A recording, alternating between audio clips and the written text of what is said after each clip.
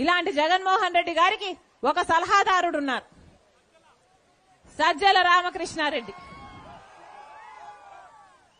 పొద్దున నా టీం చూపించింది ఒక చిన్న వీడియో క్లిప్. దాంట్లో నన్ను పేడ్ ఆర్టిస్ట్ అన్నాడు సజ్జల రామకృష్ణ గారు. నేను పేడ్ ఆర్టిస్ట్ అంట.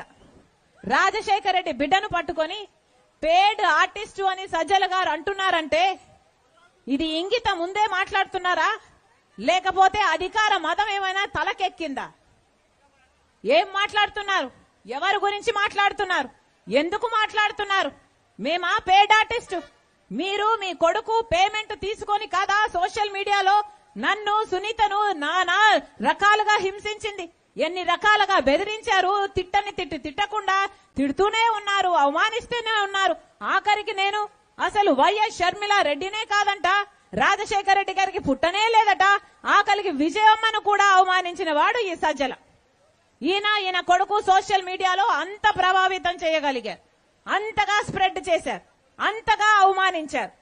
అలాంటిది ఈరోజు సజ్జల గారు ఇంత ఘోరంగా మాట్లాడుతుంటే ఈయన జగన్మోహన్ రెడ్డి గారికి సలహాదారుడుగా ఉన్నారంటే ఇది జగన్మోహన్ రెడ్డి గారు చేసిన కర్మ కాకపోతే ఇక ఏమిటి అని అడుగుతున్నా.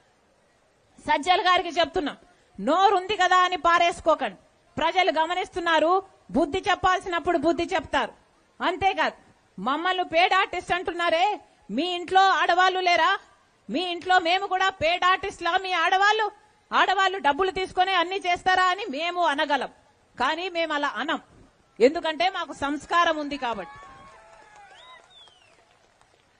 మరొకసారి చెప్తున్నా, జగన్మోహన్ రెడ్డి గారిని జై జగన్ జై జగన్ అంటున్నారే,